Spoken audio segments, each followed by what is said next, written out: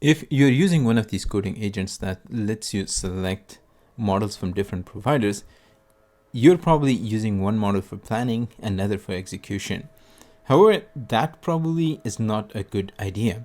Cursor just released this blog post which shows that switching models mid-conversation might actually be hurting the performance of your agent. And coding agents that lets you bring any models may not be giving you the optimal performance for everything. In this video, I want to walk you through what they found, why it matters, and what it actually means for the way you pick your tool. Okay, so let me show you what exactly the Cursor team is saying. So here's a quote. All of our harness abstractions are model agnostic and can be heavily customized for every model we support. For instance, OpenAI's models are trained to edit files using patch-based format, while Anthropic models are trained on string replacement, end quote. And then they make the key point. Either model could use either tool, but giving it the unfamiliar one costs extra reasoning tokens and produces more mistakes. So what they are saying here is simple, but the implications are huge. OpenAI's models are trained with patches, kind of like git diff. Cloud models are trained with string replacements, which means find this exact text, replace it with the other text. Now, when you give Claude a patch style tool, you are asking it to operate in a format it does not natively know. And when you give GPT models a string replace tool, same problem, but just in reverse. Now, Cursor has the resources to build separate harnesses for every model that they support. They can A/B test it, they can tune it for every provider. But most third-party agents you're using, they probably don't have the resources. There's another problem that every model creators are coming up with their own format. The end result is that most of these harnesses just pick one format and apply it everywhere. And that's why the same model can feel like a genius in one tool and pretty average in another. It's not the model that changed, it's the harness around it. Okay, so the customization is just one piece. Cursor's block walked through three other things that you need as a model creator or agent harness creator. Now, the first is dynamic context. Older harnesses loaded everything the model might need upfront, but there is a simple trade-off. If you load too little, the model cannot see what it needs. If you load too much, you are burning tokens that you don't have to burn. Cursor's approach is different. They wrote, quote, "We have adopted to increase models' capability by knocking down guardrails and providing more dynamic context, which can be fetched by the agent while it works," end quote. So the agent can decide what context it needs and when it needs it. The second thing is how they track errors. So they classify every tool error into three different categories: invalid arguments, unexpected environments, and provider error. The first two are model mistakes. The third is when the underlying provider actually fails. And here are the results in their own words. We're looking at a 10 times reduction for the same model just by the tuning of harness around the model. Most production agents need access to live data from the web. The problem is that web scraping is a pain. You are dealing with CAPTCHAs, rate limits, HTML layouts that change every few weeks, and proxies. All things that have nothing to do with the actual project you are trying to ship. SERP API handles all of this for you. You make one API call and you get clean, structured JSON back from Google, Bing, YouTube, and a bunch of others. There's no scraping, no parsing on your end. You just get the data you need. For AI engineering, this fits really well. If you're building an AI agent that needs to look up things, the Google Search API gives you the latest information. Do you need a dataset for pre-classified images for training? There Google Images API gives you the titles, URLs, and thumbnails ready to go. Are you building a research assistant? There, Google Scholar API gives you the full peer-reviewed paper metadata. We're going to talk about agents in a few minutes, and a lot of production agent setups use SERP API as one of their core tools. You can get started with 250 free credits. Link is going to be in the description, or scan the QR code on the screen. Big thanks to SERP API for sponsoring this video. And the third is how they measure quality. They call it keep rate. There are two ways. The first is the keep rate of agent generated code. We track what fraction of those code changes remain in the user's code base after fixed interval of time. So if you keep the code written by the agents, keep rate goes up. If you, as a user, delete or rewrite it, keep rate drops. And this is what production grade agent measurement actually looks like. You're not tracking some vanity benchmarks. The percentage of the agent's work that survive contact with you is what Cursor is interested in. Now, harness design is a very hot topic right now. And if you have noticed, I have been creating a lot of videos around it because it's a very interesting engineering problem. Now, Cursor is not alone. Anthropic also released a very interesting blog post recently on this exact problem.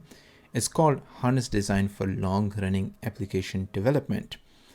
The post walks through what they tried first. A single agent, you give it a task and let it work.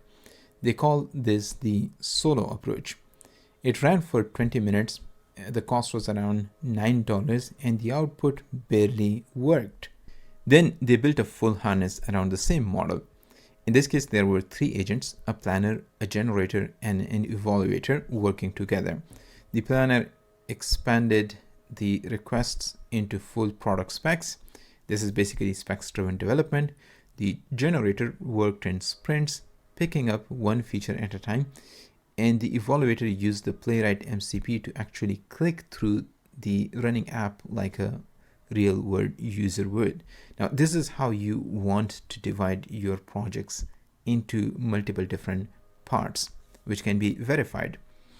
The results in Anthropic's own words were, the harness was over 20 times more expensive, but the difference in the output quality was immediately apparent. Now, using a complicated harness is going to definitely cost you, but you're going to get massively better results with the same model, but just changing the scaffolding. In a follow-up run, they brought it down to 4 hours and $124, which is still expensive.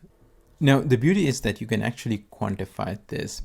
You can run benchmarks with different harnesses, but same model, and you're going to see dramatically different results. So one good example of this is SWE-bench Pro. Most coding benchmarks let each agent bring its own scaffolding. So a Cursor is one example of that scaffolding. Cloud Code is another. SWE-bench Pro is different. It forces every model into the same minimal scaffold, which is basically a bash-only tool, a fixed turn limit, no custom optimization. So you can isolate raw model capabilities from harness craft. Now, here is what happened when they tested it on SWE-bench Pro. These results are for Opus 4.5, which is a couple of generations older, but directionally the results are going to hold. So it scored 80.9% on SWE-bench verified. On SWE-bench Pro, with the standard minimal scaffolding, the score was 45.9%. Now, to be fair, SWE-bench Pro is also a much harder set of tasks. You're looking at multi-file, long time horizon tasks. So part of the gap is task difficulty. But here is the part that's purely scaffolding. Take the same Opus 4.5 on the SWE-bench Pro task. Now let different agent systems bring their own custom harnesses. Now on the same benchmark, Cursor harness gets it up to 50.2%. Cloud Code harness pushes it to 55.4. That's roughly a 10-point swing for the same model, same tasks, but simply different scaffolding. So when Cursor and Anthropic tell you they spend their engineering effort on the harness, this is what they mean. The harness is not just a wrapper, it's the actual multiplier these days. Now, if the harness matters this much, what happens when you switch models mid-conversation? This is a pattern I have seen a lot. People usually plan with one model and implementation is done with another model. Cursor walks through this in a section literally called Facilitating Mid-Chat Model Switching. And here's what they say is hard about it. In their words, different models have different behaviors, prompts, and tool shapes, end quote. So when you switch, the new model has to apply its tools to a conversation history produced by a different model, which is out of distribution from what it was trained on. Now, there is another problem. Cache are provider and model specific. Switching means cache miss.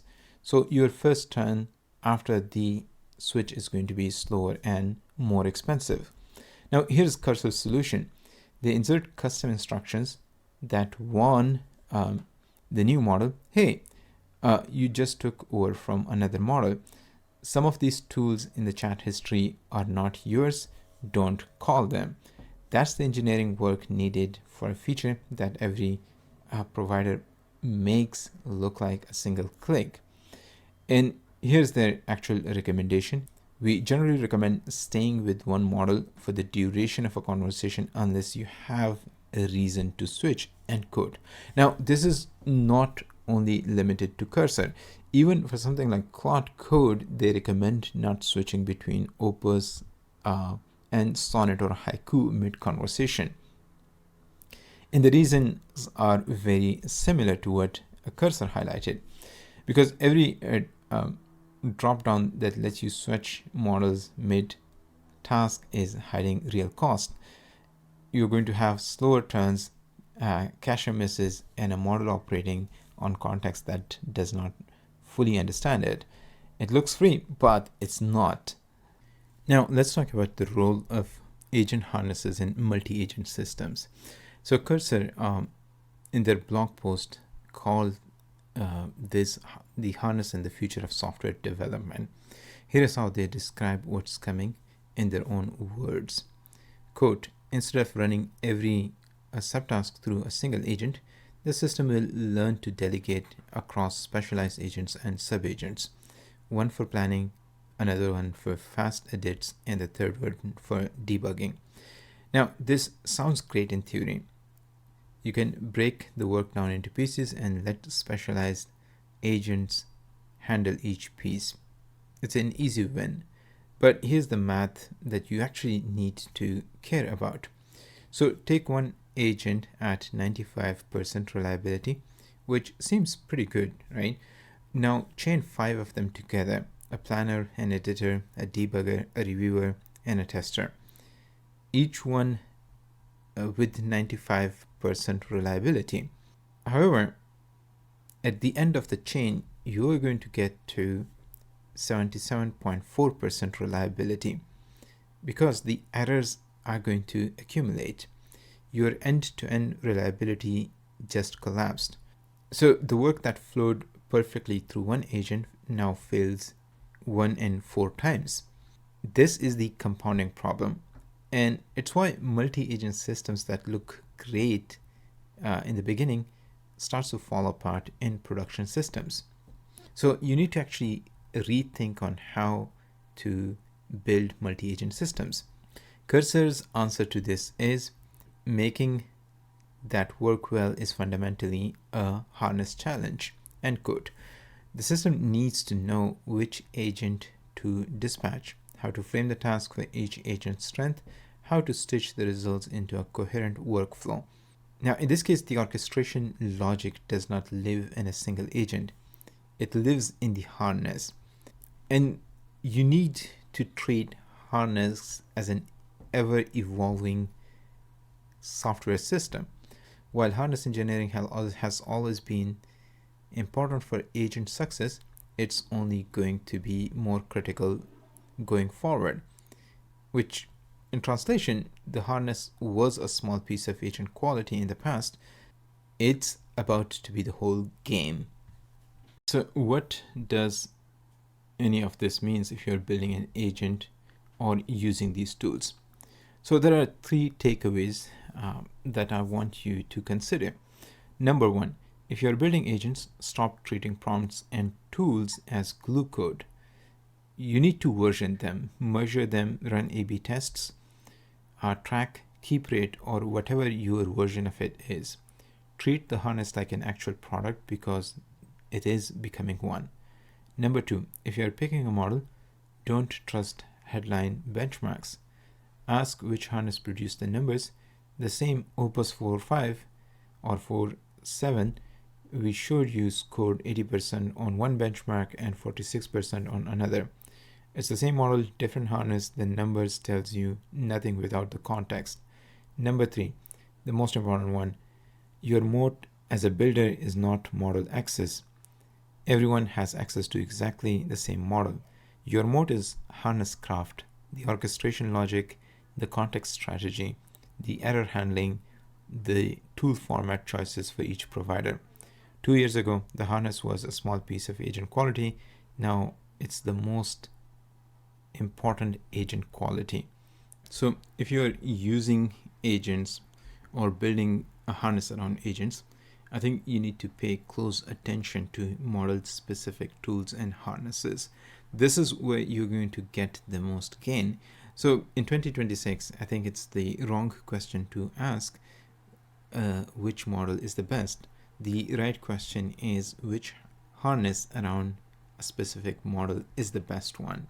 If you're building agentic systems, do let me know in the comment section below. If you like the content, subscribe to the channel. I am going to be putting out a lot of technical content around agent harnesses, sandboxes, system designs. So if you're interested in content like this, make sure to subscribe to the channel.